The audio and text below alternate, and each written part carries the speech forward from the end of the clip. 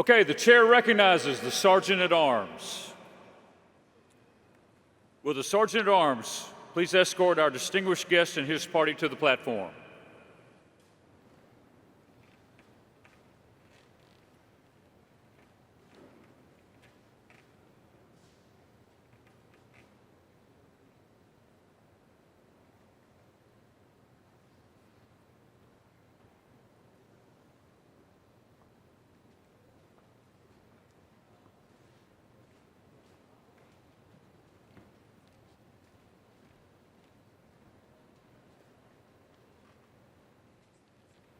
Okay, please take your seats.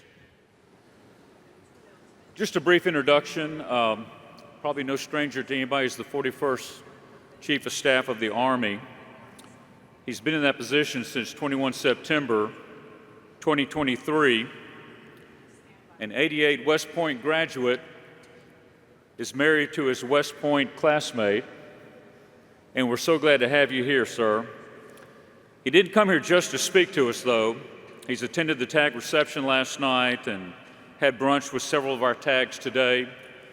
He also had an office call with retired Major General Francis McGinn.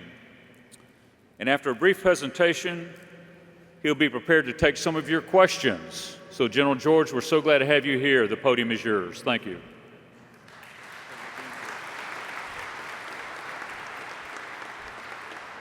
Okay, make sure I'm on here. I'm always reminded when I come up to Michigan that there's a little bit of rivalry, so I was going to check this out. Where's Michigan at in here? Where's the Michigan delegation? All right, where's Ohio? They sounded pretty good back there. All right, I'm not going to bring any football stuff in here. It's really great to be here in Detroit. This is the first time I've been. I've frozen my tail off up at Grayling a couple of times. So I've been in Michigan several times, but first time to Detroit. It's a beautiful city, and I want to thank Paul and really everybody from Michigan. I'm super impressed. Was at the reception last night just with everything that's put together. Putting these big things on are very difficult, I know, so my hat's off to you. I want to just start off by saying how proud I am. I know the SMA wanted to be here. We had to kind of split up for something of all that our National Guard, our Army National Guard is doing around the world. So we have a division right now, and we got 34th Division that's out of Minnesota that's over right now, over in the thick of it, over in CENTCOM AOR, and I'll talk a little bit about them. They're also, we've asked them to transform in contact, and they're doing that, and they're helping to lead the way for our divisions. We've got 44th IBCT that's out of New Jersey that is also deployed right now and over in the Middle East, and I've seen the back and forth in what they're doing and helping our Army learn with counter-UAS and EW, and really kind of leading that, helping lead that for the rest of our Army. I've been on travels. I'm getting ready to go to the Pacific. I know that the National Guard is over doing exercises. There's other kind of just talking to that short fella that walked me up here, talking about all the gift map things that are that the National Guard is doing. Exercises, I've seen it in Europe. Everywhere I go, I hear from our partners about how valuable the state partnerships are and what they do, and that really for the whole joint force, that those relationships and how much they mean to us, and then everything that you guys do locally. So I'm not telling you anything that you don't know. You're very busy. And the message that I always tell everybody too when I go to PCC, which is a pre-command course for battalion and brigade commanders, that it's the whole Army that we need. And I think that the last 20 years in what we're doing has really proven that we're not going to do anything unless it's the whole Army doing this together. So I'm going to talk about a few of these things, but just thanks up front for all that you're doing already. I want to start first with just kind of emphasizing what you all know. I think everybody is reading the news. It's ubiquitous on phones or whatever. but just how volatile our world is right now. It is what's happening in Eastern Europe, what's taking place in the Middle East right now that we were just talking about, where you got units are in, what's happening in the South China Sea, not a lot of attention at times about what's happening on the peninsula with Northern Korea, with the DPRK. Violent extremist organizations are still out there. It's a dangerous world, and actually I tell people oftentimes it's something that I haven't seen in my time in uniform. And what is also very different about today's world is that tech is moving really, really rapidly. It used to be that the military was kind of the ones that were, ahead a lot of times in tech, but there's so many advancements that are happening right now in the commercial sector. And I think about what's happening in unmanned aerial systems, and people are, they're building those that are out there, and it's changing the character of war. I think about what's happening with communications and how rapidly that's evolving. AI, all of those things are very different that's happening to us on the battlefield right now. So what that really says to me, and this is something that I talk to our senior leaders about, and I was talking to the tags about, is a real sense of urgency to make sure that we are adapting for those challenges. Because I think we have to adapt. We're the best army in the world, but the best armies in the world figure out how they're going to transform, how they're going to adapt, and make sure that they can continue to be that. And that's something that we're going to have to do. And I think about the speed. So I think we need to be urgent. We don't need to be frantic about any of this kind of stuff. We have great people. We have everything that we need to do it. We just got to start. We got to start moving out on some of this. I'm also going to start up front a little bit here with kind of a view from my foxhole, because I think it's helpful. It's always helpful to understand context for environment. We talked about the strategic environment, but also for us, we have had some challenges with recruiting, and these have been challenges that have happened across each of our compos over the last couple of years. And if we look at it, there are some demographic shifts that are happening. We're in a fight for talent to bring people in. And just like the active component, the Compo 2, the National Guard, has been challenged by recruiting. And we spend a lot of time talking about the things that we need to do, but our end strength is less than it was a couple of years ago. And there's a lot of implications to that, because we have to figure out, we need new technology, we need new formations. I think about EW, I think about integrated air and missile defense and all of those things, and we have a few less people. I think 11,000 less in what we've had. So we need to think about that. The other thing that I think we need to think about and do differently, and we're constantly, every time I talk about money, and again, this is the fight at my level, I look at the opportunity cost. Everything that we're going to spend $1 on, what are we not spending it? What is it that we're not doing?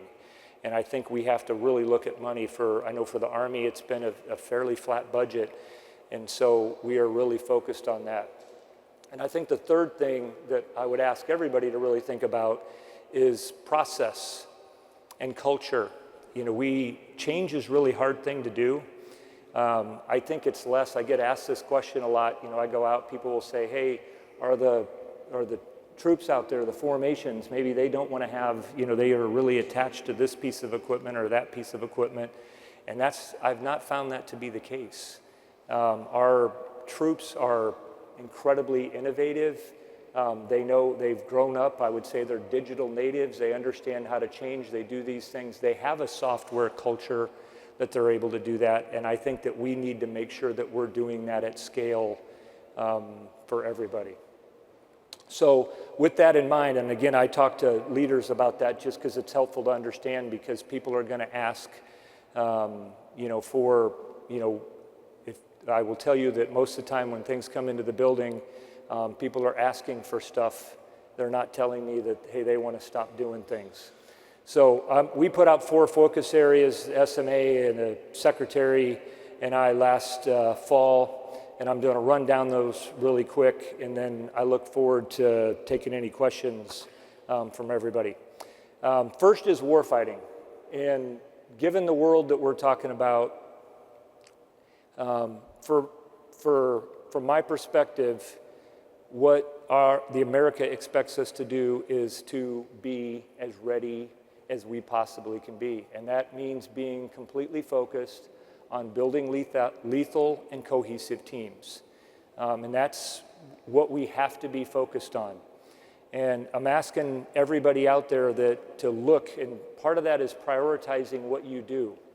If you're going to be, it takes a lot of time to build lethality, it takes time to build a cohesive team. And the real question is, what are you doing that doesn't contribute to those two things? And I think we have to have a hard look at everything that we're doing that is not contributing to those. And that conversation should be happening at training meetings, at the company, battalion, brigade level, at quarterly training briefs, but we have to make really hard choices. I went up and visited a unit when I was up at Camp Ripley out of the Iowa National Guard. They came up, and what they said was, hey, they knew that they had limited amount of time during their AT. They rolled right into the field and were immediately getting after their most important things. And I applaud that. And that's commanders and command sergeant majors that are really focused on doing those things. The other thing that I think we're going to have to work on, and some of this I will ask for help, and I talked a little bit about this with the tags, is we're going to have, and I'm going to talk about transformation here in a second, but with new systems coming in, and Paul, you know this, with training EW, training UAS, we're going to have to do things differently at home station. We're going to have to figure out how we can train those kind of new technologies at our local training areas to make sure that we remain as lethal as possible. The second focus area is delivering ready combat formations. And for us, a lot of this is at the higher level that we're focused on. We're focused on making sure that our mobilization centers, our camps and stations are resilient. And I'm talking power, cyber. We didn't talk about how much space and cyber have changed and made our world smaller, but making sure that we are investing in the things that we need to do to make sure that those installations are completely secure. The other thing that we are very focused on is building our organic industrial base. And I tell everybody that we have the best weapons in the world, but we have to have magazine depth. We have to have the ammunition, the missiles, and the Army does a lot of that. I've been to a lot of depots and arsenals, spent most of my day-to-day out at the Detroit Arsenal and seeing what they're doing, but it's critically important that we're doing that. Our other part of delivering ready combat formations, a big part of that is taking care, and number one, because if you are worried about your family, then you're not focused on your mission, and that is to make sure that we have programs that are out there and they're tailored to fit the things that you need in your environment. And so, just like on the active side, where every installation's a little bit different, I often talk about Alaska being very different than Fort Irwin, California, or Fort Liberty. It's the same state to state. And what we want to do is not have these programs and they're directed from up here, but we want to have some flexibility to make sure that whatever program we're delivering, it's best for Michigan, Ohio, Arkansas. You pick what it is, but we need to have that level of flexibility to do that. And the other big thing that we're working on delivering ready combat formations is what we can do for 3D printing and additive manufacturing. And a really good example is a part that we couldn't get, and it cost about $20 for that part. And we had vehicles that were going to be down for 6 months. So we were able to 3D print those parts, 16 of them, in less than an hour for 12 cents each. And those are the kind of ways that we need to look at to make sure that we can deliver ready combat formations around the globe, because that's what we spent. And there's been nothing more frustrating to me. I've spent most of my career out in these formations than to be waiting on a part and to not have the things that we needed to do our mission. Our third focus area is continuous transformation, and I'm gonna really focus on what we're doing with transforming in contact. The reason we want to, and this started with doing this, was getting after the fact that we're facing a problem in the Middle East, and whatever we had that was working for counter UAS, rather than going through the normal process, we were getting it over and testing it in an environment where you would see where the weather is different. We had soldiers that were doing this 24/7, and they gave us amazing feedback, and we're able to advance those systems. Users, testers, developers, all together to make things better. And we are doing that now, that same thing with brigade combat teams. I mentioned the units that are right now out of the Guard that are over in the Middle East that are doing that. We have a brigade out of the active side that's in Europe that just deployed to Europe. One that I went down and seen just this week down at JRTC, which I'll talk about, and then a brigade out in Hawaii. We want to test things in different environments. And I think a lot of you have been around the world. What may work here in Michigan may not work in the Philippines because of humidity. And certainly there's things that won't work in very cold weather. And so we want to get that out to the units to test that.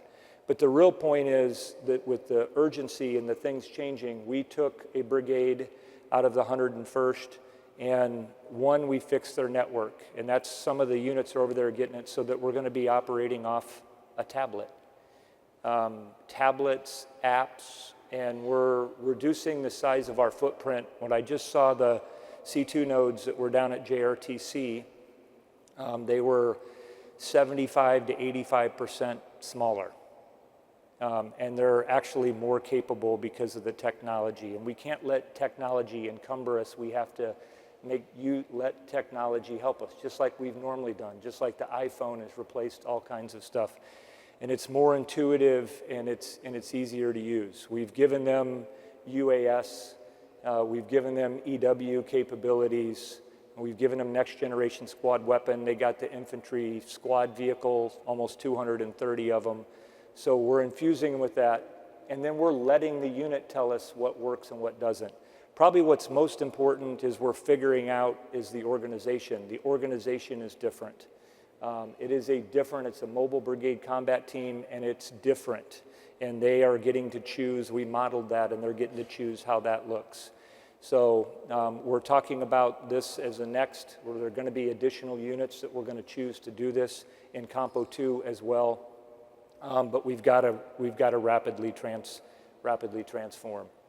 The last thing I'll just talk about and end, and then we'll take some questions, is the foundation, and this is about strengthening the profession, and it's very important, and I tell everybody that being a professional is the foundation of who we are in the military. It's what gives us trust with the American public. And that stems from our ability to make sure that we're holding each other accountable, that we show we have standards and discipline inside of our formation. I just saw that at JRTC. I see the same thing when I was at Camp Ripley or whether I go to Camp Atterbury. But good units are the ones that have standards, that have accountability, that are disciplined units. And it's up to us as leaders to make sure that we're enforcing those things inside of our unit. And you read anything through history, and I've reread, I went over to D-Day and read Stephen Ambrose's book again, D-Day, and there's a lot of discussion on that. That's been consistent through our history, and that's really, it's harder maybe in today's society for a lot of reasons, and social media and everything else, but it's no less important. So I will pause there and take your questions until I get the hook. Okay, no questions?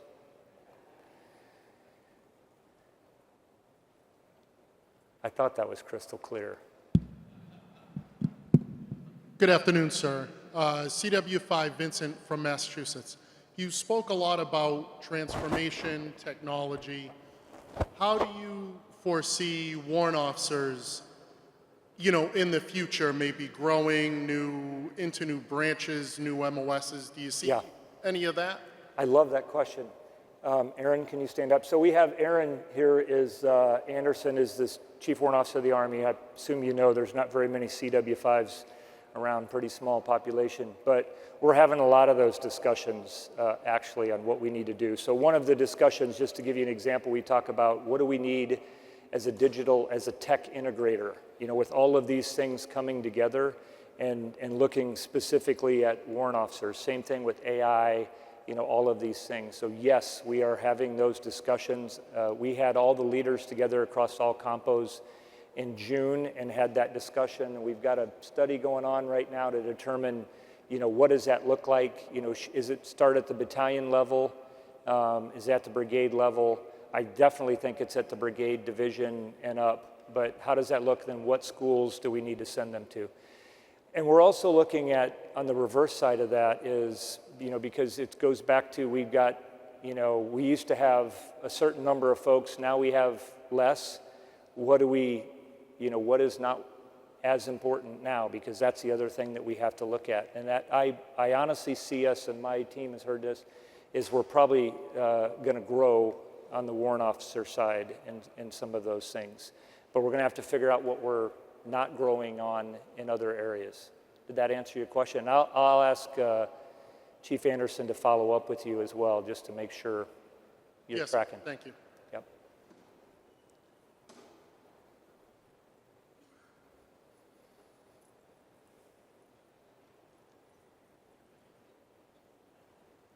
Easy so far. Sir, CW5 Sutherland. Question on incentive pays, in particular the flight pay. Where are you at? Okay. Right here, sir. Okay, I see you. A couple of years ago, Congress was successful in saying that the Guard reserves can get full, let's say, example, flight pay. And they were waiting on a study from the DoD, the Army, to see how that would affect the active component, Compo 1. Do you know where that's going, where we're at on that? Because we still have, most of our members are waiting on word on whether we're going to get that 100% incentive. Just so that I make sure I understand, you're talking incentive pay on the Guard side? Yep. For Okay, example, so flight pay, instead of getting A just portion, the day you're on portion duty. of it, yeah. Yep. So we are having that discussion. We've been actually, one of the folks that just talked to us about it was Senator Duckworth and going through that. So, and again, I get back to, I think what everybody's figuring out is because it's just not that, because then it comes to, everything else and what are the other things that we need to do. So I owe you a more fulsome answer about where that's at. But again, in the whole budget thing, what we're going to figure out is what it is that we're not going to do once we do that in the budget. Thank you, sir. Good afternoon, sir. Here you go, sir. Captain Wobold, North Carolina. Okay, gotcha.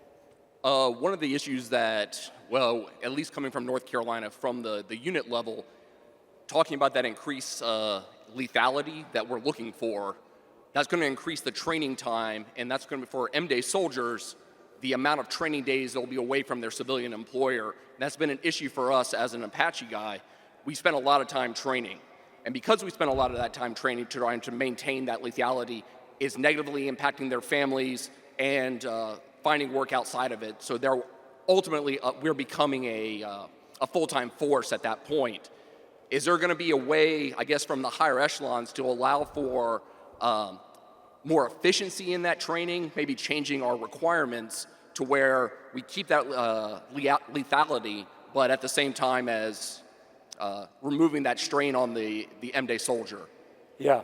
So this kind of goes, I'm going to start with what I kind of mentioned earlier. What you got to do is the one thing that always frustrates me, and one thing that wasn't on my bio is I enlisted right out of high school and was in a unit and then have grown up in these formations. And I think people don't mind training and doing, the hard things that they came in for.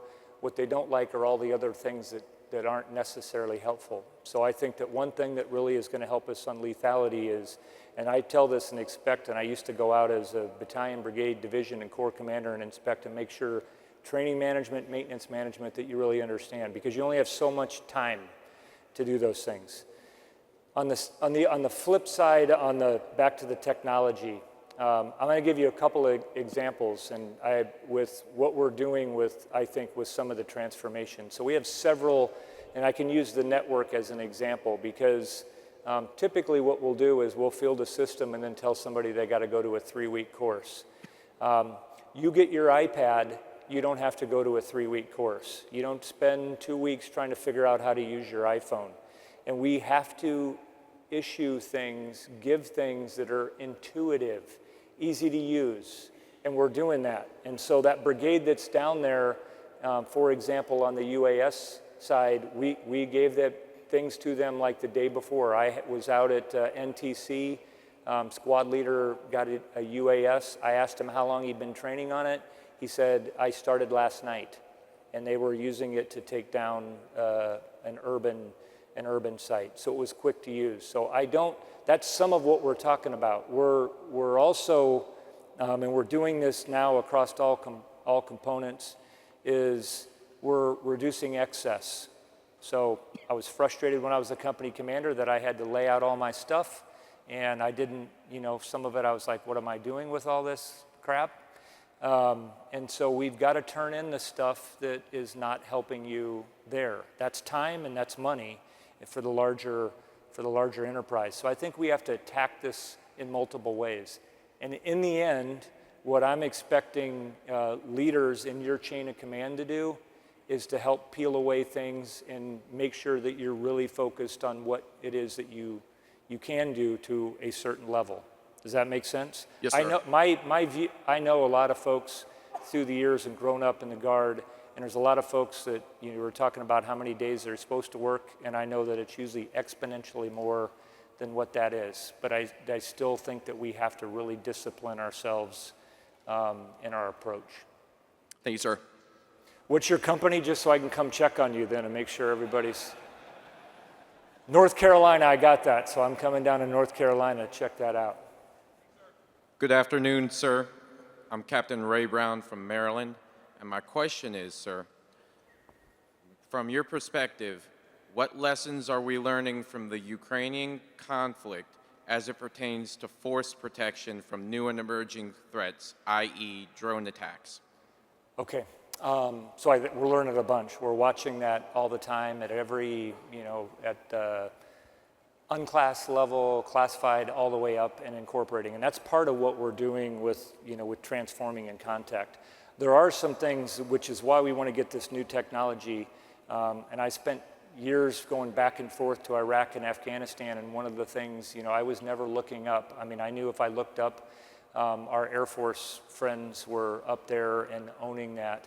And I think the world has changed with that, with drones and what's out there with loitering munitions and all of those things. So it's why we want to get it inside these formations.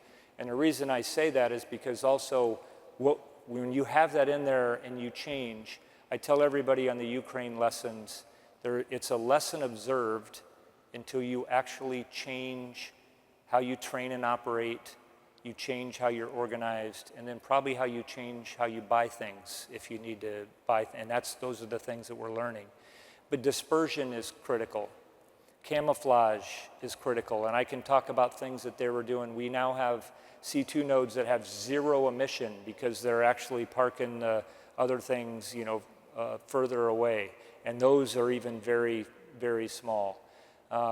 So I could go down, probably we could spend the next couple hours talking about that. I would recommend, since you're a leader in our formation, is get into our TRADOC, get on there and find out. We have Center for Army Lessons Learned, and we can kind of go down that. Thank you, sir. And we're putting out a bunch of articles too. I don't know if you're signed up for the Harding projects, and really across all the compos, people are writing about those things. We're using robots to conduct breaching. We're learning a bunch on EW and how to operate in that environment. So I could probably, we're 3D printing close 101st was 3D printing and repairing things. So it's a pretty long list of what we're doing. Thank you, sir. Good afternoon, sir. Captain Justin Rudin from Virginia. You talked a lot about the importance of the National Guard, and you talked about recruiting. I think our biggest challenge is retention, and that comes down to us being able to take care of our soldiers. We have a lot of challenges with the ability to effectively compensate soldiers for actually doing distance learning and things like that. I don't know if you have any thoughts about retention efforts and the future for how we can modernize how we compensate our soldiers. So actually, that's one thing I would applaud the Guard on. I think you guys have already met your retention mission. You're over 100%. So in a very difficult environment, I'm not telling you it's easy, because this is something that we talk about all the time, but you're doing a very good job doing that. And it's critically important that we keep the talent inside of our formation. I'm not specific. I don't know if I'll talk to General Stubbs. I don't know enough about the distance learning aspect of that. I'll ask my team to take that down, and we can certainly follow up with you, specific to that. So, but I don't know about that particular one. I mean, those are, I would imagine I can get help from a tag, or I'm phoning a friend here on this. You can, I think units have flexibility, I would imagine, in their operations and maintenance budget to do certain things for training and education. So, the first thing that popped into my head when you asked that question is, are we not giving that kind of flexibility to commanders to do it? And that's certainly something we can take a look at. Thank you, sir. Okay, I got one more, I guess. Is there not a battalion or brigade commander in here? Ask a question. I know all these captains are up. Hey. Doing great stuff. I love it. Hey, sir. First Lieutenant Ross Jondro from Nebraska. Thank you for coming out this afternoon. Army Force Structure Transformation document identified that the IBCTs will be losing Delta companies, will be going to weapons platoons. Yep. How will the infantry battalions and brigades maintain heavy weapons platforms and anti-tank capabilities in a LISCO environment without that company? Yeah.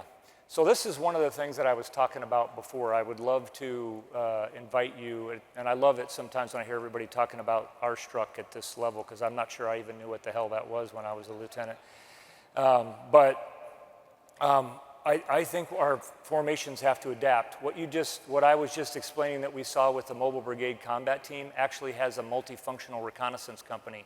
They have loitering munitions. They have UAS that can deliver ordnance and do different things. They have ground robotics that can do that as well, so that things can move forward on silent watch. And those loitering munitions, they have top-down, one-way attack, those types of things. So I think that we just have to look at things a little bit differently in what we're doing. And whenever we can put something like that in harm's way, where we don't have to put a soldier and get a soldier that close to do it, and you can do it with that kind of technology, I question why we would do that. And you can do the same thing with reconnaissance and how spaces, I didn't mention this up front, but you really can't hide. I mean, you've seen this, you can't. It's why we're talking so much about our signature, dispersion, all of these things. And if you were to, and I'm sure that this brigade is going to write about it, but they're a little bit smaller, and that I heard from everybody, NCOs, officers, your level all the way up, they're a lot more lethal. And we took a whole bunch of reporters down just and let them, see what we're doing. And so what we can't get tied to is the same old structure. Since you raised that question, though, one of these things is that, and I've had a long standing conversation now, is that we have to figure out the pace of how we're doing this across all of we've done that a little bit, and how we're going to change. Some of that is, how quickly we can get equipment, and some of it will be a little bit at a time, and that's what we got to figure out, because it's a different challenge for the Guard in where we're at. I was telling the tags earlier, where I'm at in Iowa and Iowa Falls, that unit is not, if it's not going to go anywhere, over a bunch of dead bodies if anybody's changing it. So I think that's the challenge, and we have to figure out how we're going to make sure that we adapt to the modern battlefield. Roger. Thank you, sir. Okay. All right. Where's the colonel out there? How about a retired brigadier general? Let's get a colonel. No, we're not get a colonel or a lieutenant colonel. I'd love to have one, but Sergeant I'm here. General George. All right, I'll take Brigadier it. General Eric Peck, retired, Kansas. Can you explain with your transformation, which I applaud you on, how we're going to transform procurement to do this transformation strategy you've outlined? Sheesh, I didn't want that question. All right. And it's kind of what I was, well, one, I'll give you an example of how we're looking at things, and I'll pick one piece of it, like a UAS. A year ago, we bought some UAS. It was R&D money. We bought a certain amount of UAS. This year, on the UAS, there's stuff out in the market that is longer endurance, cheaper, better all the way around. So things are evolving that fast. And so what we really can't do, and we put a couple of programs aside because they were old, is that we're going to have to be able to buy things differently and in different packages and at different levels. So we're working on that inside the Army, where we're just going to fund for UAS and loitering munitions and launched effects, and this will have a good amount of funding in it, but not tied to one particular program. We're going to buy the best thing that's out there. It's also going to be modular, open system architecture. And so as UAS, we're also, we have sensors. Think of your M4 with the rail, and you get a better scope. You put better sensors that are on there. And I think that's the way to go. And then you get the best in the market that's out there. And that's how we're looking. I think that we have to be more modular, open system architecture for doing things, and really across a lot of areas. Active protection, unmanned systems, counter-unmanned systems, EW, all of those things. Even as we're looking at vehicles in the future, we need to be able to have modularity as we move forward. And then, what I've asked for is, and been pretty consistent with this when I've done posture hearings, is we need to have the ability that when we find that we need something that's better in the middle of the year, and maybe it's not, part of the POM process, that we have the agility to make adjustments, because the world is changing really, really fast. If you want to help with any of that stuff, I'll be happy to take your card after this. One more question? All right, I'm ruining your timeline if I don't. Sir? Sir, if I can answer your challenge. My name is Lieutenant Colonel Brian Dudley. I am the 157th Ordnance Battalion Commander, Explosive Ordnance Disposal, out of the great state of Arizona. My question for you is an educational one.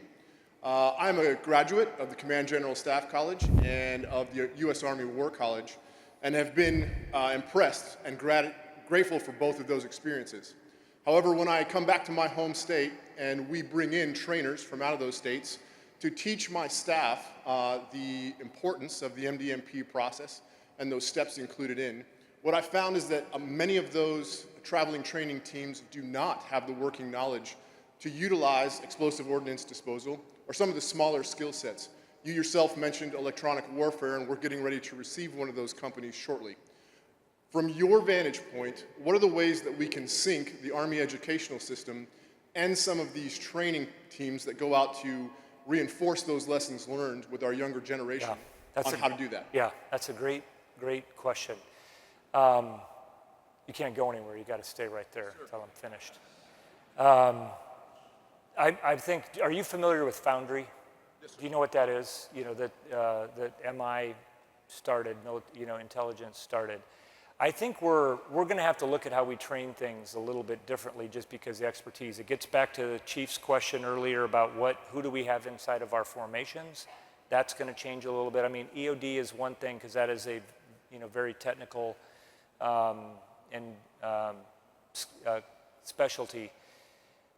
I think that, you know, the way of the future is doing it more like Foundry, where we're tied into things where people can get the kind of training they need from the real expertise, and we're looking harder at that. You know, we got to get a little bit out of the brick and mortar. I'm also looking at that too, because that can afford a lot of people. You're not away. I remember, you know, being gone a bunch and then coming back and then told I got to go to a course. So I think there's other ways to do that. And part of our transformation journey and what we're doing is the same thing that we're trying to do with TRADOC. So I just was out at CAC having these exact same discussions. So, and I'm welcome. What I'm trying to do is get bottom-up feedback on these kinds of things. So I encourage you, and that's why I wanted a commander or somebody to come up. Tell people to put these things in their sit rep. Talk about where you're having challenges. You don't have to wait till August till I, you know, stand up here, and I'm going to take all this stuff back. But make sure that we are communicating those kinds of things where we know we have challenges inside of our formation, and we can start doing something about it. I remember showing up as a lieutenant in a battalion and seeing a lieutenant colonel. Do you remember that first experience? Yes, sir. You're an old guy. That's what they thought. And they thought, you know, hey, they can do anything. And so as leaders, we got to figure out how we're, you know, solving those kind of problems. Okay, I'm getting the hook. I know I'm getting the hook for the third time. But again, I'm proud of what you're doing out there for our country, and ask you to keep it up. Keep doing what you're doing to build cohesive teams and lethal teams, and keep doing what you're doing. I think this is critically important to represent our Army, our Air Force, our military in our local communities, because I think it's critically important, and the more you get to talk to everybody, I think that's going to help us overall. So God bless you. Have a good time. Stay off the blotter. All right. And sir, as a memento for being with us today, from the National Guard Association and National Guard Education Foundation, we've got a Christmas ornament to present to you that represents our participation 250 years ago at Concord Bridge. These are the 3 regiments who were there. So just a keepsake for you from the 101st Engineer Battalion and the 2 regiments that were there that day. Thank you. Thank you, sir. Appreciate you being with us today. Thank you for your leadership. Thank you. Thank you. This way. General Randy George,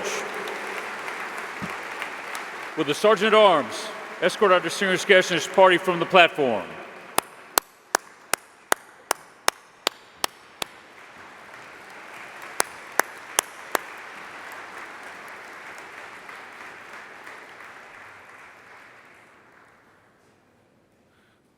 Okay, if you'll remain standing, if we'll have the Sergeant at Arms escort our distinguished guest and his escort to the platform.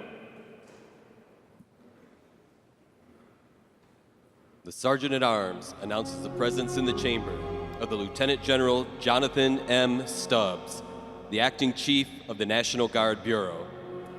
He's escorted by Major General Joseph R. Baldwin, the Acting Director of the Army National Guard.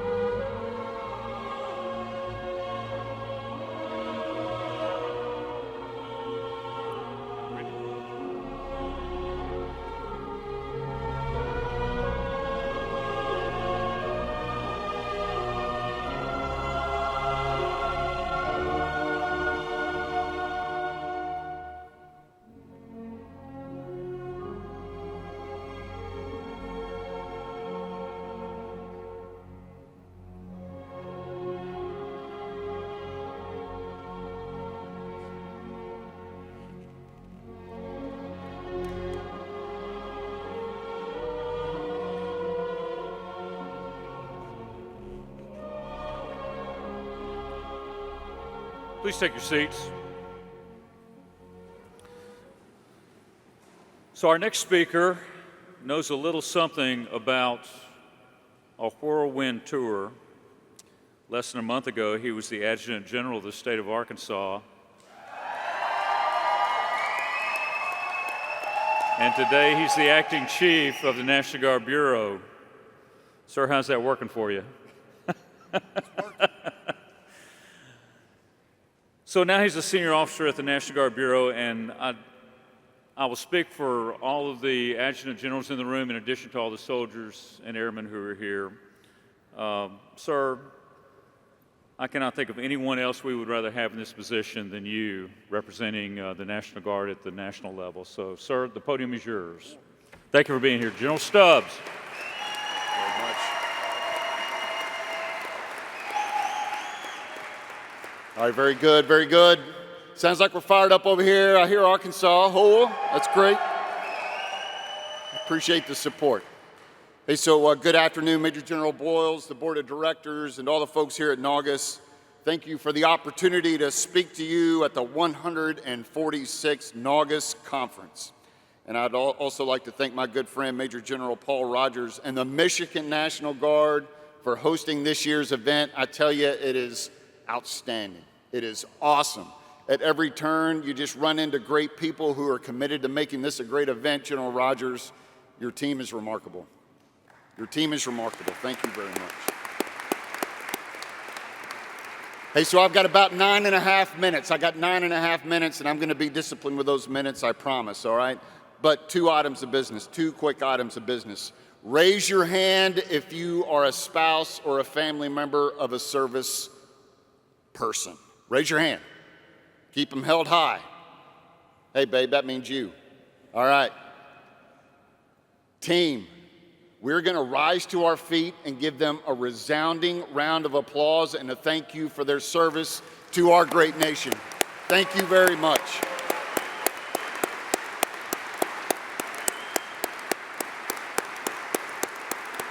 Thank you. That's right. We love you, and we could not serve without your service. You are American treasures. Make no mistake about it. Our military families, our Guard families, they are American treasure. Next, General Hokanson was supposed to be here. So I talked to him this morning. He's dealing with kind of a family issue. His youngest granddaughter is having some medical challenges. I'm happy to report she's doing well, but they've got a road ahead of them. So I want to take just a moment, and we're going to lift up Louisa. Louisa, that name, put that name in your brain. Let's have a moment of silence for Louisa. Pray for recovery for her.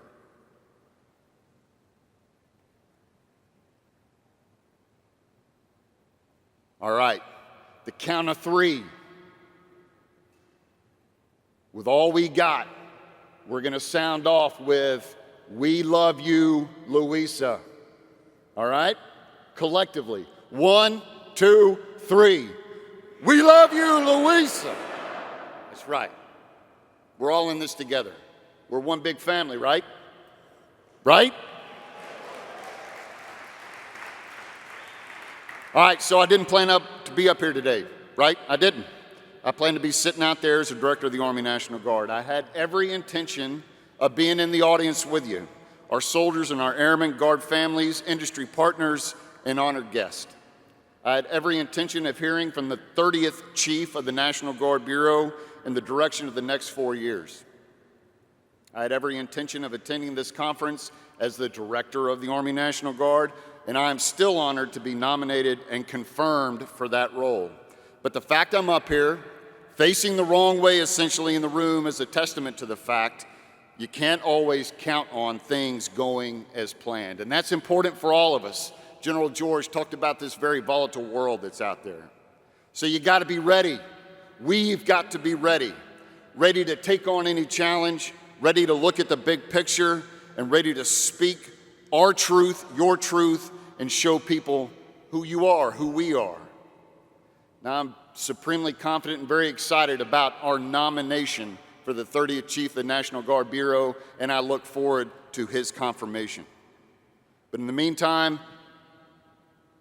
I've been charged to shepherd the organization. So let me just take a moment to introduce myself. I'm Lieutenant General John Stubbs. I was previously the Adjutant General of the great state of Arkansas. There you go. Now, my Guard story, though, going a little bit off script, it goes back a ways. So my great-grandfather, he was a doughboy in World War I, and he was a member of 102nd Infantry, the great state of Connecticut. That's right. He fought Company G, 102nd Infantry, Connecticut. My daddy was a battalion chaplain in the Kentucky Army National Guard. Kentucky, where you at? There you go. Now, I joined the Tennessee National Guard as a private first class. Tennessee, where you at? There you go. I retained dual citizenship, right? And I will exercise alumni privileges. And I do look forward to getting back to the great state of Tennessee. That's where I started my military journey. And then my wife, she's a farmer's daughter from Arkansas. She took me home to her state, and Arkansas welcomed me with open arms. And ever since then, I'm proud to call myself an Arkansas National Guardsman. Cool. I'm an infantryman in my heart and on my resume, and I fiercely believe in taking care of people. That's just who I am.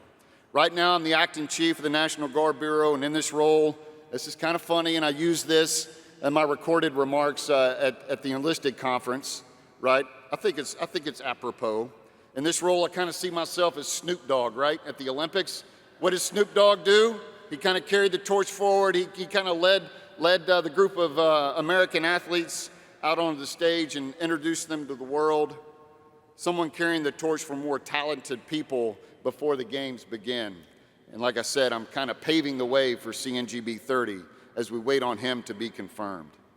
So in my role as the acting chief, I don't intend to make waves or push a new agenda. We are in a good place, but we've got work to do.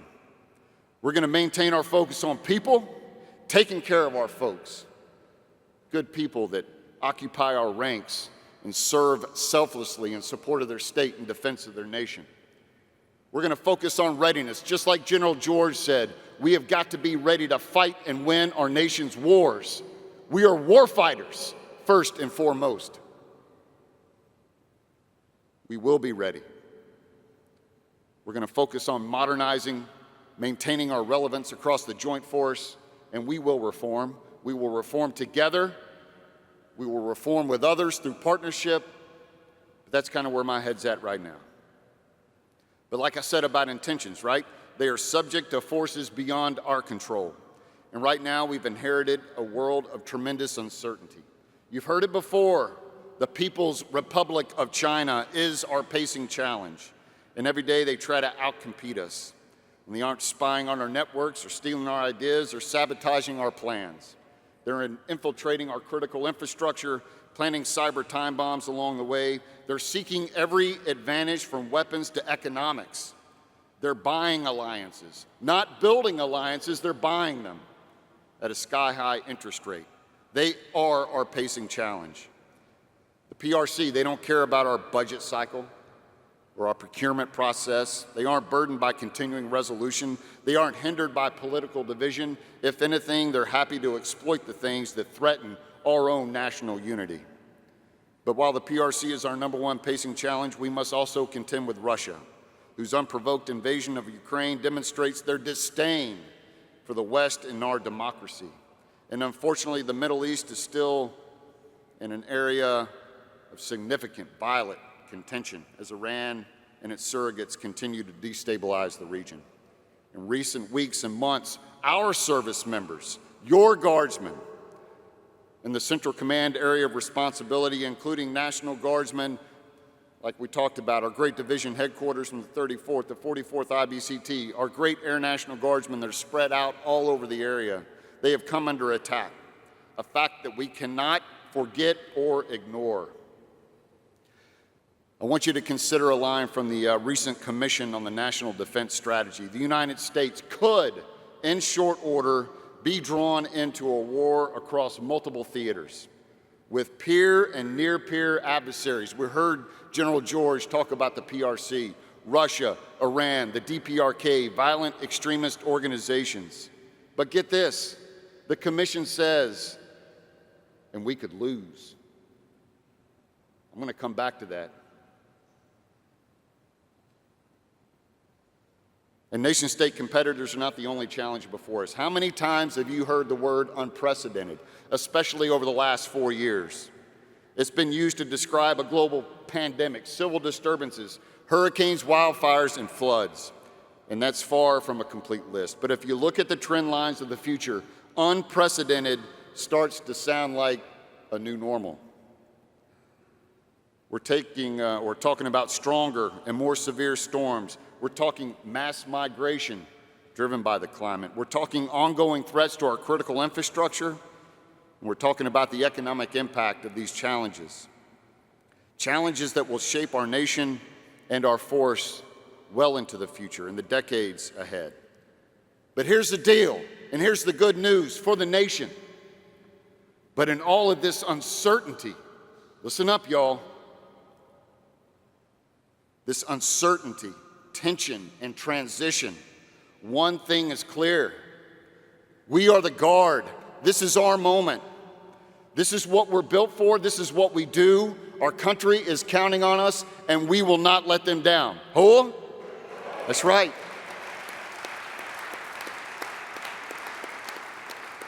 During these unprecedented times, we were there. The undisputable local hometown force for good, our National Guard, was there. During COVID-19, we were testing and vaccinating, running food banks, 3D printing ventilators. We were delivering personal protective equipment all across the nation. We were on the front lines of that effort. We were driving school buses. We were sanitizing nursing homes. We were standing up call centers. But the bottom line is we were there. We were giving our citizens hope. When communities in Kentucky were destroyed by a 1,000-year flood, or when hundreds were trapped by the Creek Fire in California, guess what, y'all? We were there. We were there because we are the National Guard.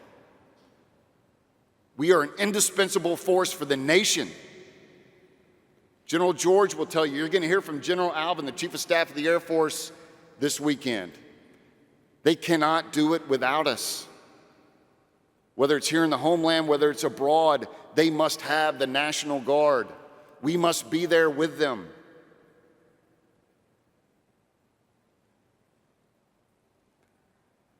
We are successful in everything that we do because we are focused on our core mission, right?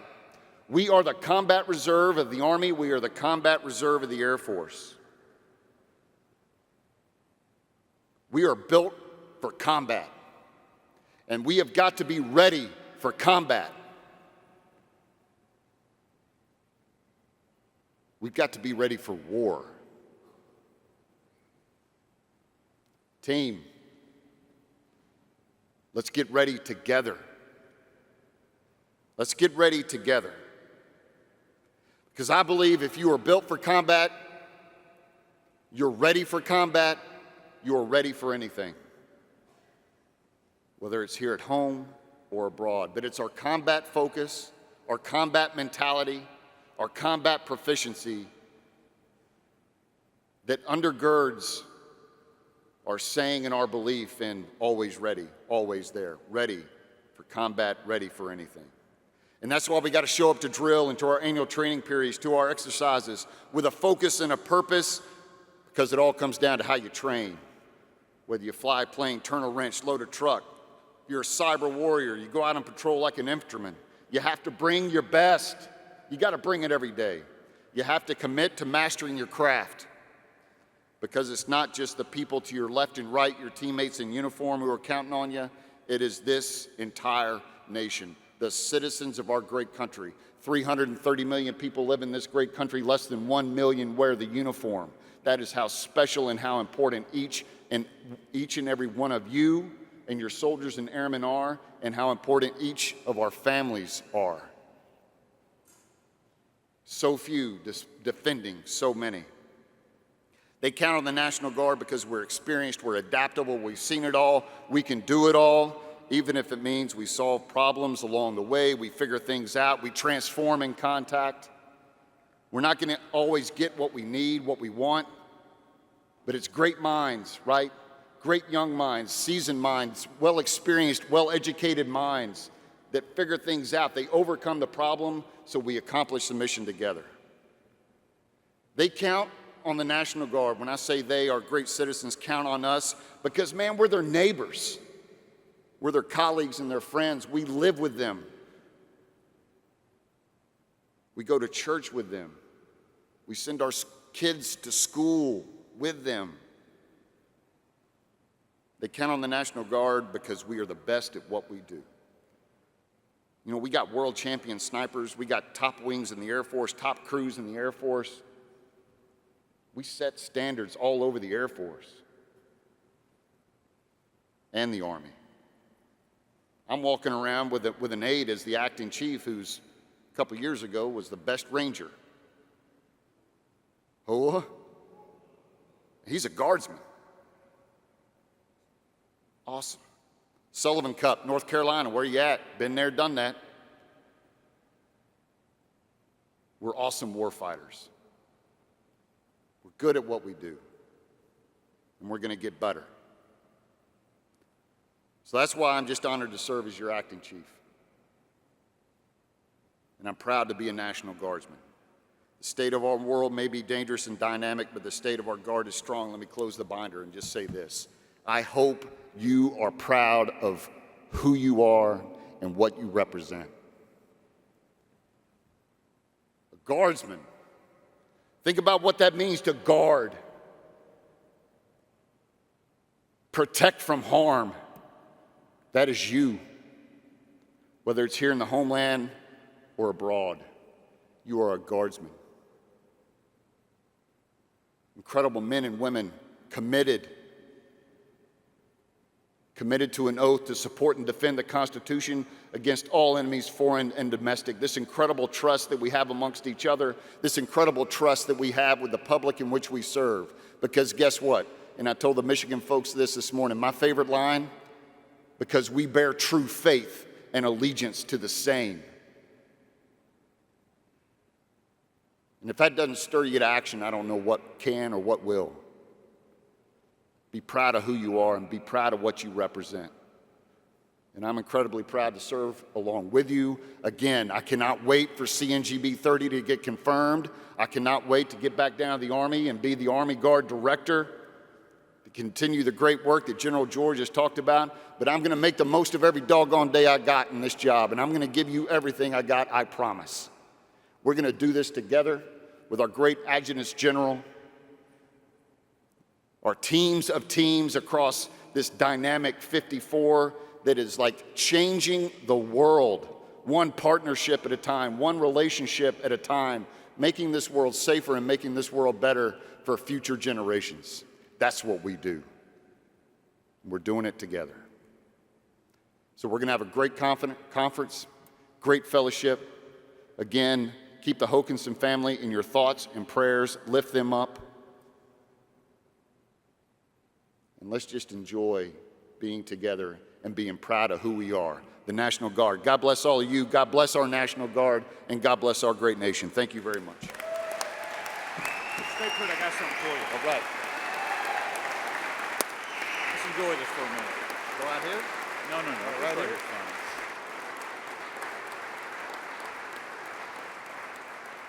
So, sir, again, welcome to you and to Jane to this new responsibility. We put full faith and trust in you and what you're going to accomplish in the future. So thank you so much. And as a memento for your talk here, this is a Christmas ornament that we give through the National Guard Education Foundation that represents the formations that we had at Lexington and Concord 250 years ago. So, sir, thank you for being here. Bring it in, brother. So Bring it in. Yeah. Thank you. That's really cool. Okay, thank you so much. Proud. Thank you very much. If the Sergeant at Arms will escort our distinguished guest and his party from the platform. Sir?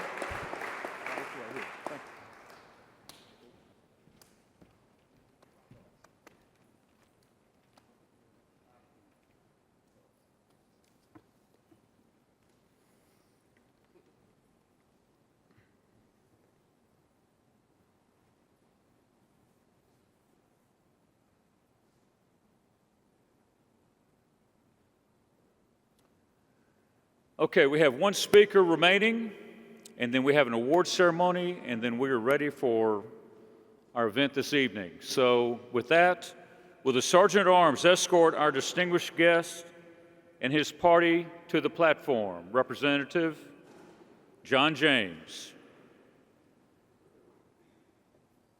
Are we doing it that way?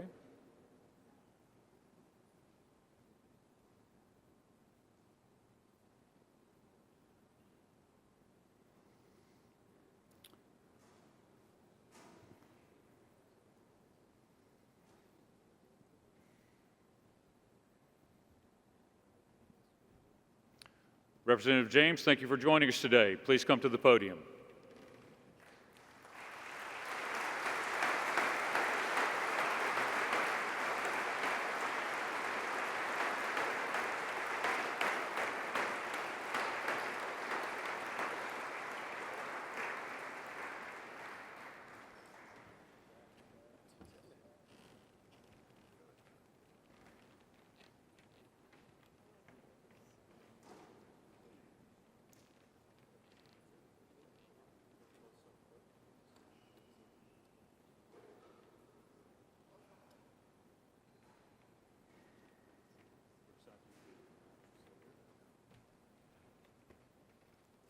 Please take your seats. So the last word today comes from Representative John James from Michigan, a West Point graduate and a former Apache helicopter pilot. How about that? How about a round of applause for that service, huh? Just in his first term, he's already established himself as a strong Guard supporter. And with that introduction, Representative James, the podium is yours. Thank you for being here with us today.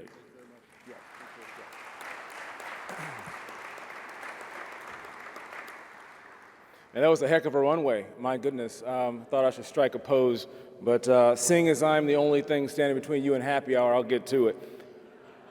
Hey, I know how things are. Look, as I'm looking out and I'm hearing the great words, these amazing leaders, I'm remembering a time that I had when I was going through training. I graduated West Point in 2004, became a Ranger qualified Apache pilot, and flew 750 hours combat in Operation Iraqi Freedom. I remember one time in particular in Ranger school when I was trying to get your go, and I remember going through a particular mission, and it's all simulated fires. And we were pinned down in these simulated fires, and I was trying to figure out where we were on the planet. And I looked up, and I remember getting a call from what sounded like a familiar voice. It was my instructor pilot, Chief Graves, who actually I was talking with because of the coordinated air-to-ground integration, which was new at the time, with the new Ranger trainees. And I was able to use the eyes in the air to help us to get into the AO, and we were able to accomplish the mission. Fast forward a couple of years. I'm leading a combat team of 2 Apaches in the vicinity of Sadr City in MNDB around 08, the spring of 08, and it was pretty hot over there.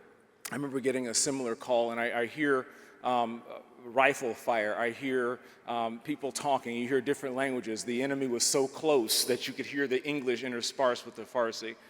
And I remember asking, where's your location? I'm expecting to get a 6-digit grid. I'm expecting to get smoke or something. And he says, I'm by a white bongo truck.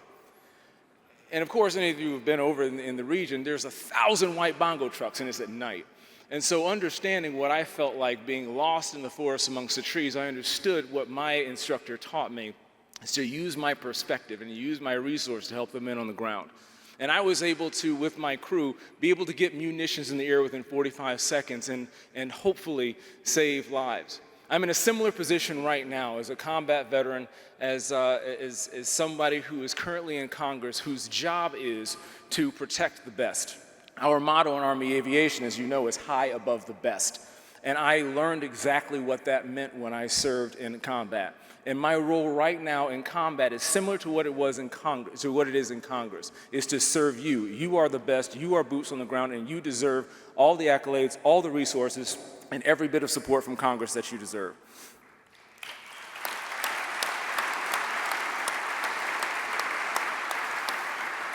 So I want to start by saying thank you to the National Guard Association of the United States for hosting a very impressive and fantastic event. I want to say thank you for hosting in Detroit, the Motor City, the home of the future Super Bowl champion Detroit Lions. Oh! And on behalf of our entire community in Southeast Michigan, I want to say welcome. A special thank you to my friend, Major General Paul Rogers and the entire team. You guys have done a phenomenal job.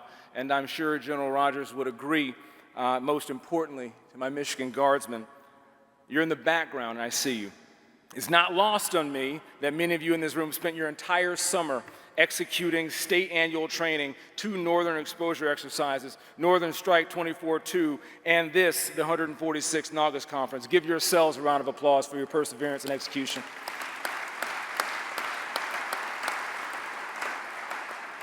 For those I haven't met yet, again, I'm Congressman John James, proud to represent Michigan's 10th Congressional District, which includes part of Metro Detroit, southern Macomb County, Oakland County, and is home to Selvature National Guard Base. As I mentioned, I'm a proud veteran myself, and I'm also a father to John, Hudson, and Christian, and husband to Liz James, and that is who we're fighting for. We're fighting for our families. Southeast Michigan is not only home to my family and to the Motor City, but also to the arsenal of democracy. We were a powerhouse during World War II. The government and the automotive sector worked hand in hand to produce the equipment that we saw win the war in Europe and the Pacific.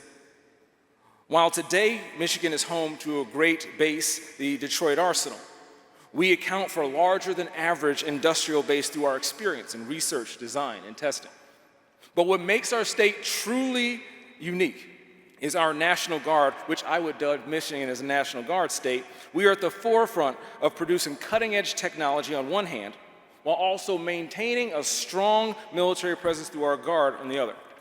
That's why hosting NGAUS 145th Annual Conference provides us with an opportunity to talk about our successes, but also address our challenges for the future.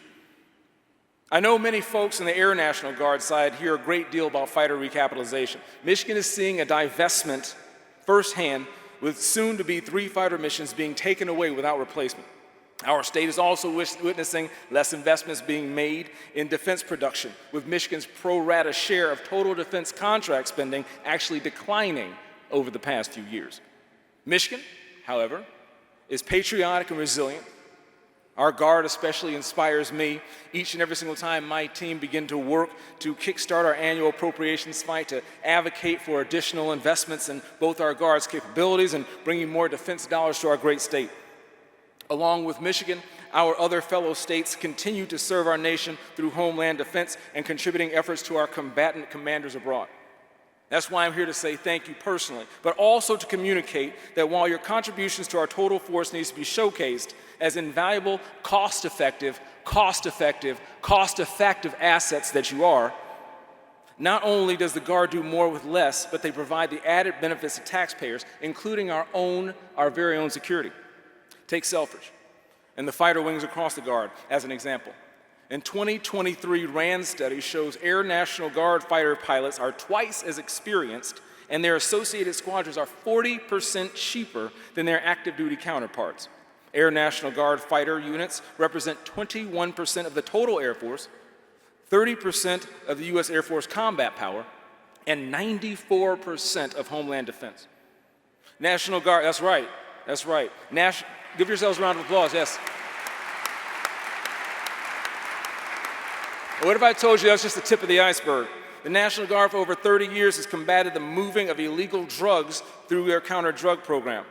But funding for this program has remained stagnant, and I'm going to continue doing everything I can to make sure that we have additional investment for this very important program. As it deploys overseas, the Guard supports our overseas combat operations along our active duty men and women. It's vital that they have proportional and concurrent fielding of equipment. I've recently engaged in those efforts by advocating for a plan to do so for certain rotary wing aircraft, the best airframe that has ever been created in the history of the world, the Apache aircraft. I might be a bit biased, that's okay. In Congress, it's my duty to take care of you as well. And we will improve the conditions and the quality of life of you, our heroic and patriotic soldiers, airmen, and guardsmen. Our National Guardsmen should not be put in less than fair housing conditions or receive half measures when they seek to start and finish their education. Health care should also be a priority. National Guardsmen must maintain the same level of readiness as active duty soldiers, but if not on orders, must cover costs out of pocket in this economy with this inflation. That is why I was proud to co-sponsor the Health Care for Our Troops Act, a bill to provide no-cost health benefits to our vital Guards members.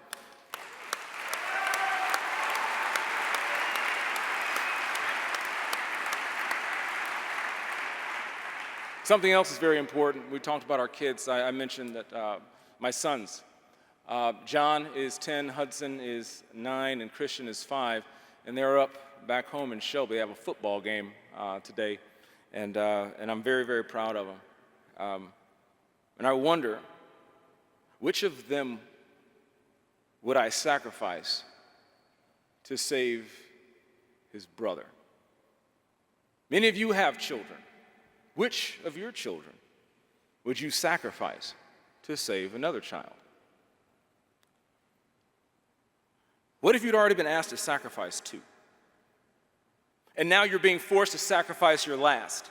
You'd probably go scorched earth on anyone putting your family in that position, wouldn't you? You'd do anything and everything to prevent that from happening. Over the past 30 years, the National Guard has lost 7 fighter missions nationwide, no replacement. Of the 7, 2 of those fighter missions came from right here in Michigan. And now Selfridge, a fighter base for over 100 years, is being asked to sacrifice its 3rd child in the Great Lakes region, the cradle of our agricultural, manufacturing power, and home of the largest resource of fresh water in the world. Our state's readiness, our state's combat power is critical to our entire nation, and we will not give it up without a fight.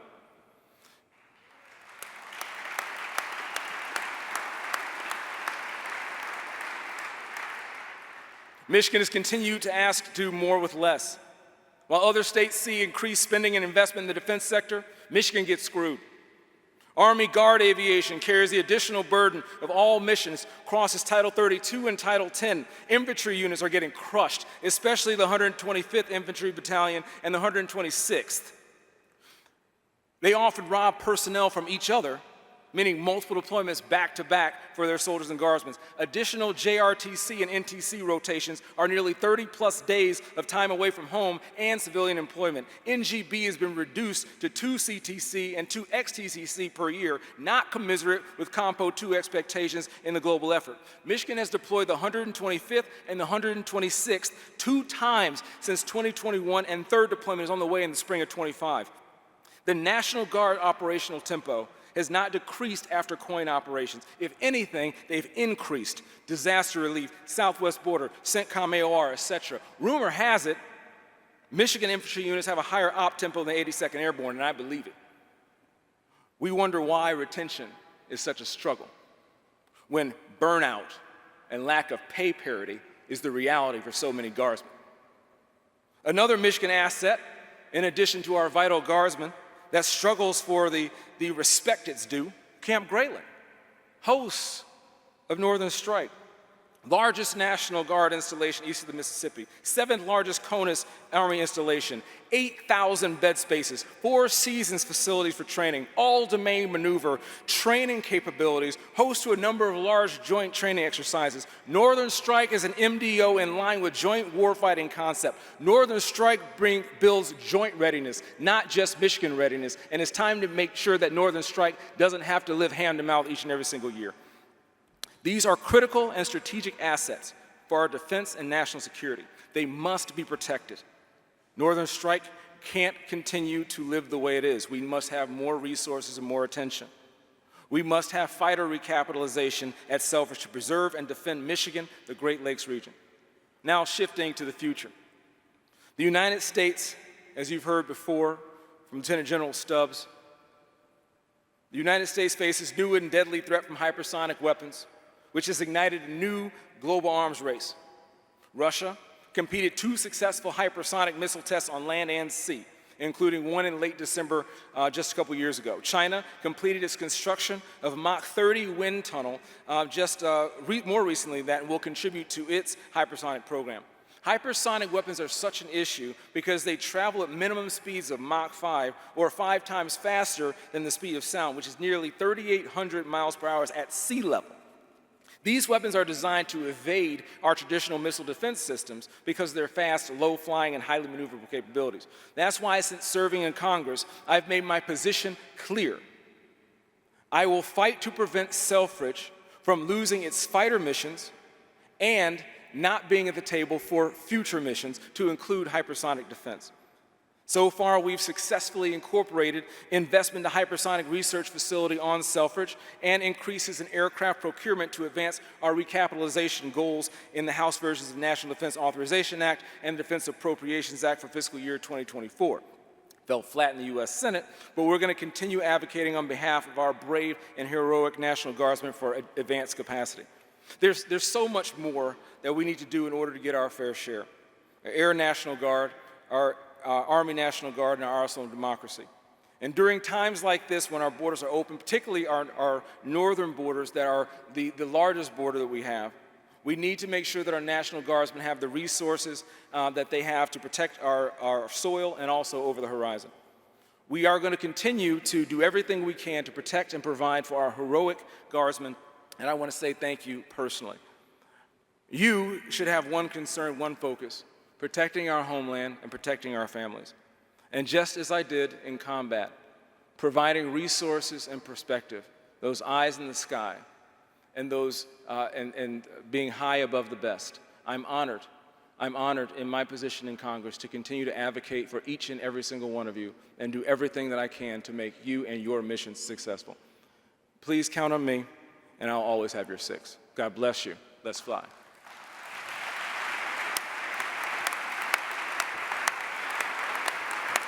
That's inspiring. Thank you, Congressman James. Well, hang on just 1 second.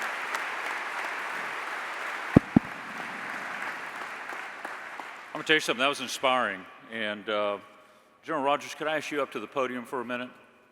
And while you're coming to the podium, Congressman, I want to thank you for all the work you're doing for us up in Congress. Thank you. And please continue the effort. Any way we can help you with your efforts to help the National Guard, we want to do that.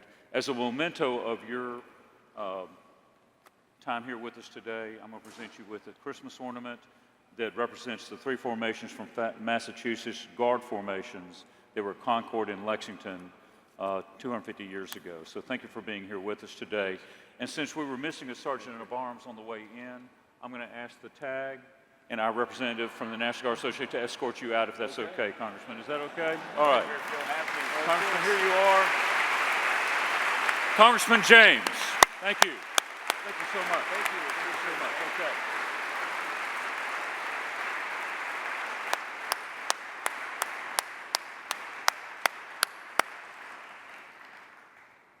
Please take your seats. We have one last business opportunity to do, and that is to present awards to a few distinguished individuals from the National Guard.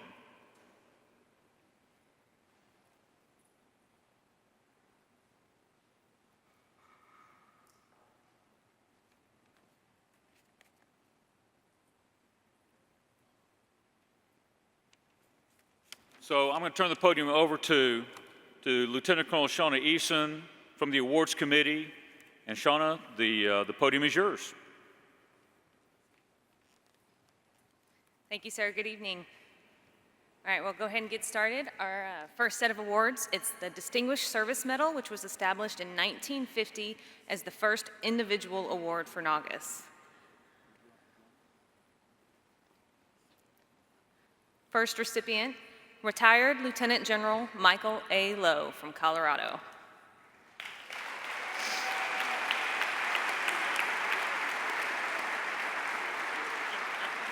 As a 1984 graduate of the Air Force Academy, General Lowe finished over 40 years of service recently. He was named Adjutant General of Colorado in 2017 and later served as a TAG rep on the NGAUS board before being selected as the 17th Director of the Air National Guard. Thank you. Thank you, sir.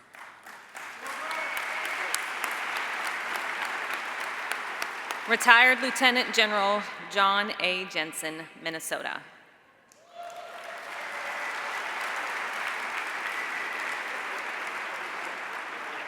Also recently retired earlier this month after nearly 42 years of service, General Jensen was named Adjutant General of Minnesota in 2017 and later served as a TAG rep on the NGAUS board before being selected as the Director of the Army National Guard.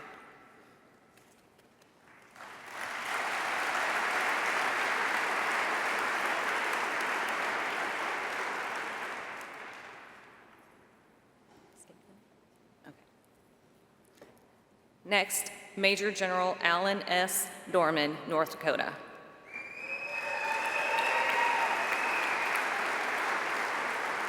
He began his military career in the Army in 1984 before joining the North Dakota Guard in 1991.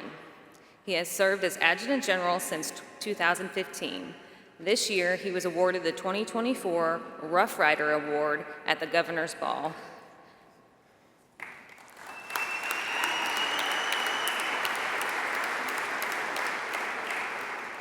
Retired Lieutenant Colonel Samuel W. Gold, Vermont.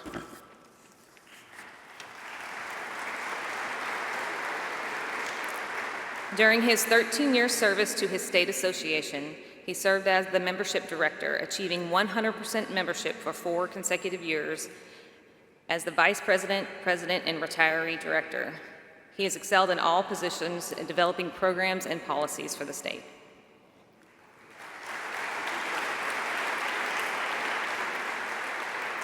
Retired Brigadier General Harold Reed, Wyoming.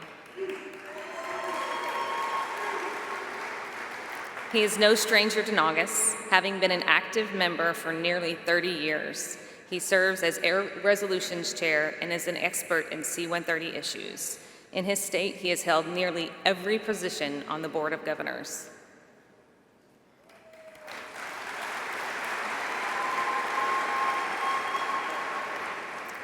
Our next award is the Patrick Henry, which was created in 1989 as the civilian counterpart to the Distinguished Service Medal.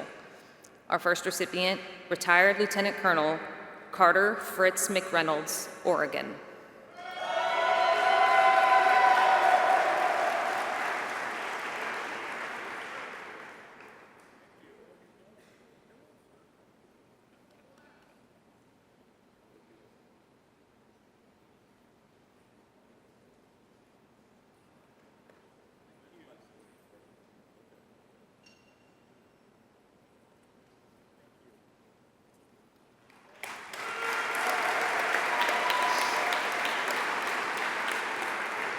Steve and Shannon LeClaire, Vermont.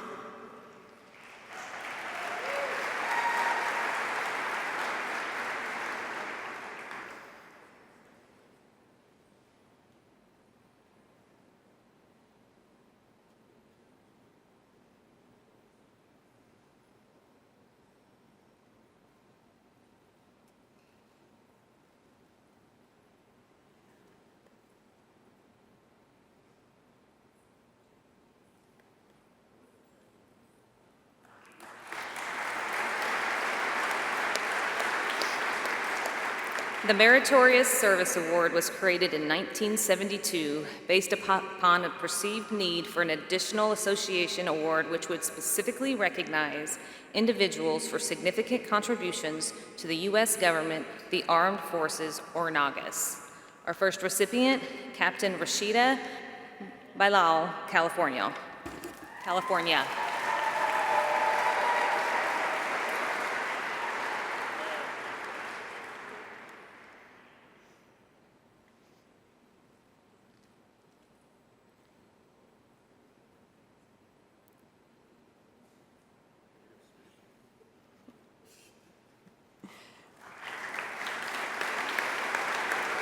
Major Paul Howder, Illinois.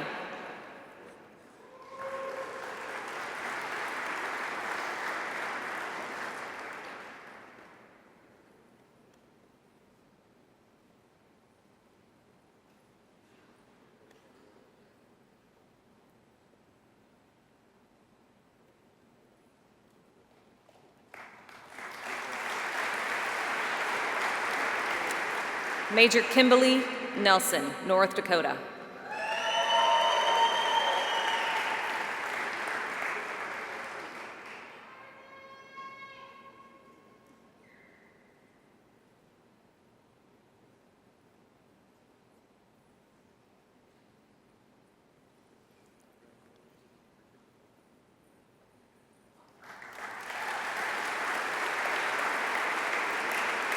Major J.D. Watson, Tennessee.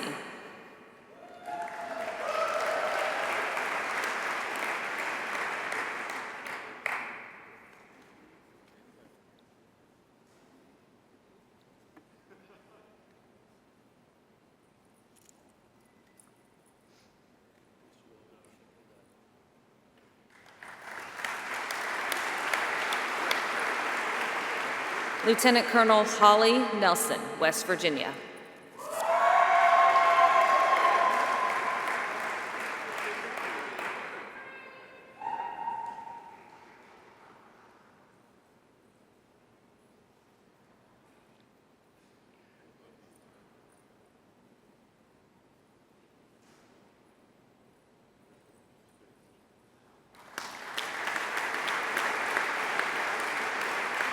The Eagle Rising Award for Warrant Officers was established to annually recognize the achievements and dedicated service of warrant officers who have demonstrated outstanding leadership, technical skills, and professionalism in their services to country and community.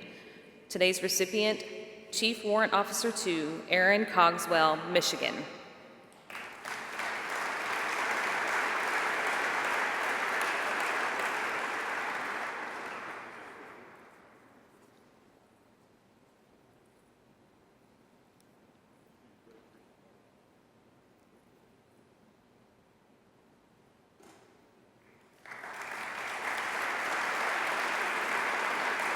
The Garde Nationale Trophy recognizes significant achievement of members of the National Guard in their civilian endeavors.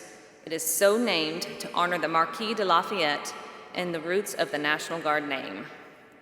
Today's recipient, First Lieutenant John Brent, Kentucky.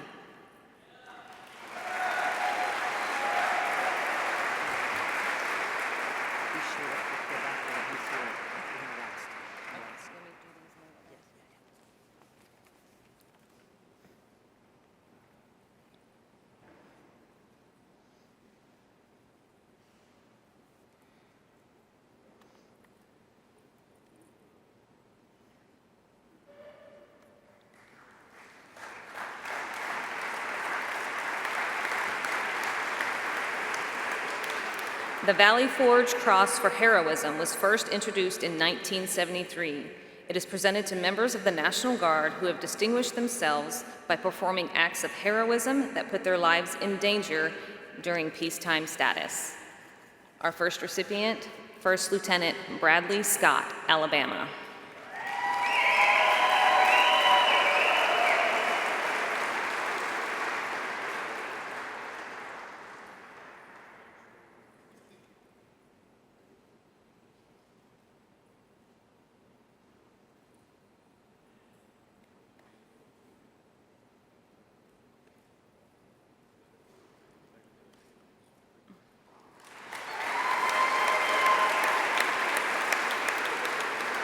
First Lieutenant Ben Chulawan, Wisconsin.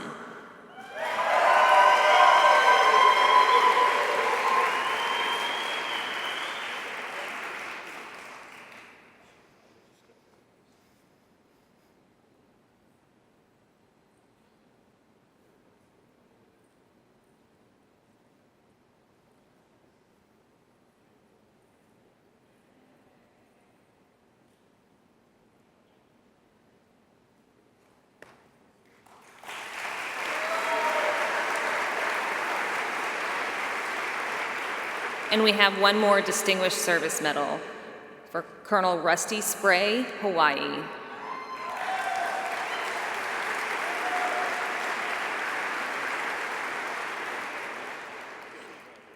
Even after retirement, he continues his commitment to NGAUS and his state association, serving as executive director over the past 6 years.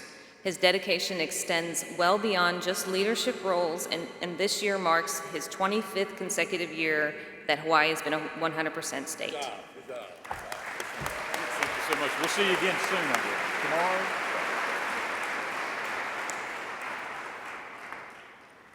Okay, that concludes our first session. I know y'all been waiting to hear that. So tonight is the governor's reception at the Henry Ford Museum. We will resume tomorrow morning. And among the speakers, we have General David Alvin, the Chief of Staff of the Air Force. So we'll hope you'll be in your chairs bright and early at 8 o'clock. Is that right? 8 o'clock? 8 o'clock.